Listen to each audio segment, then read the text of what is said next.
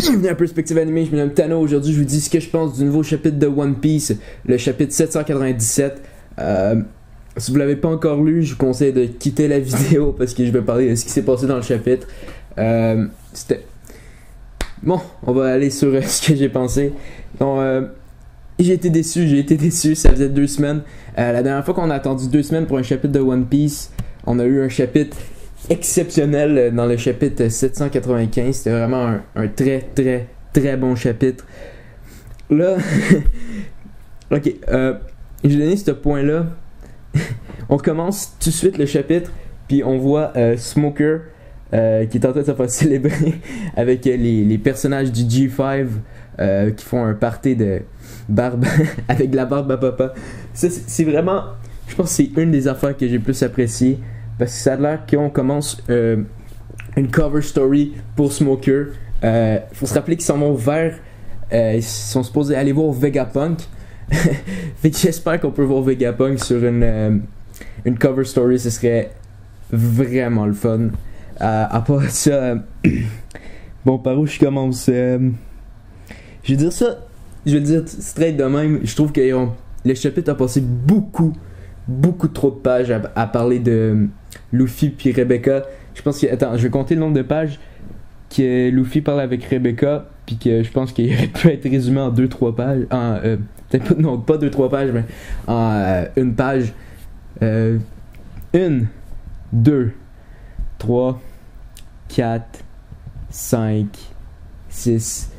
Il y a à peu près 5 pages, ok? 5 pages qui auraient pu être condensées d'après moi en une pour faire une bonne page. Là, on se ramasse avec 5 pages que dans le fond, tout ce qui se passe, c'est Luffy dit que ça n'a pas d'allure, que Kiros accepte pas que c'est le père. Ben, il veut pas causer du problème à Rebecca. Donc là, je trouve c'est vraiment... j'ai 5 pages pour ça. C'est vraiment frustrant. Mais à part ça, il y a des bons points au chapitre. C'est quand même un chapitre de One Piece. La lecture était plaisante. C'est juste un peu moins que normal. Ça va être une petite review aujourd'hui parce que j'ai pas grand chose à dire sur le chapitre. Puisqu'il n'y a pas grand chose à dire non plus là. Un autre moment qui m'a fait encore plus haïr le personnage de Rebecca. Je l'aime vraiment pas. Je trouve qu'elle a rien fait de toute l'arc à part pleurer.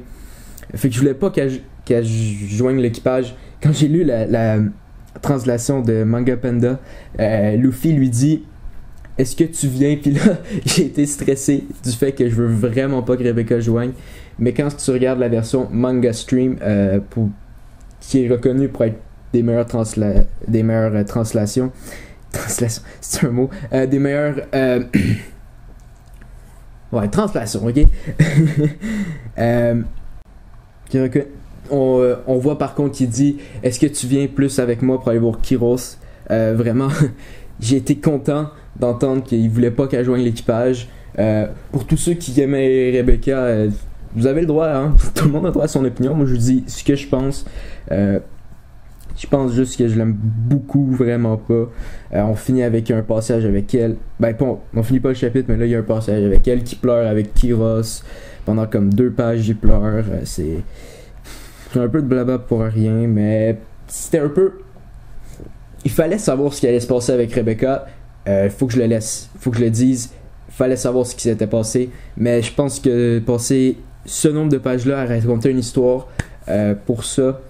Ça me fait penser que Oda veut rester le chapitre, veut qu'on reste sur Dressrosa pour finir l'arc au chapitre 800. C'est ce que je prédis. Pendant que je lisais, je me suis dit, avec ce qui reste, à la vitesse que ça avance, c'est clair que ça s'en va vers le chapitre 800 pour la fin de l'arc. Ce qui ferait que Dressrosa serait un arc de 100 chapitres. Vraiment, c'est long. Donc, j'ai vraiment aimé la fin parce qu'on voit que Fujitora s'approche de Bartolomeo et tous les autres qui s'en vont vers le bateau pour s'en aller de l'île. Ça c'est le dernier chapitre, à la fin du dernier chapitre, quand j'ai vu Fujitora qui était comme en face de Luffy. Je voulais vraiment voir un combat Zoro, Fujitora, un vrai adversaire pour Zoro.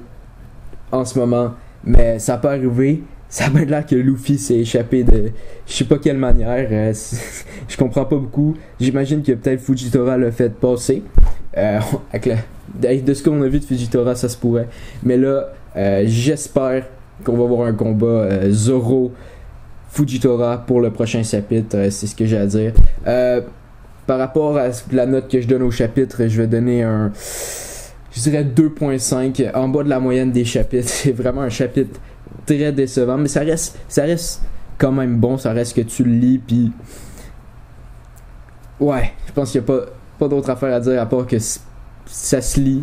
Mais après 2-3 lectures, j'en suis encore je l'ai encore dans le cœur. Ah oui, oh, j'ai oublié de dire, je comprends pas où est passé là. Ça, je veux vraiment qu'on se le fasse dire qu'est-ce qu'il est en train de faire. Ça m'intrigue. La dernière page m'intrigue vraiment parce qu'on voit que là est parti et je veux un combat Zoro Fujitora. Donc à partir de ça, c'est pas mal ma review de ce chapitre là. Donc on se voit la semaine prochaine pour le chapitre 798. C'était Tano, puis on se voit à la prochaine.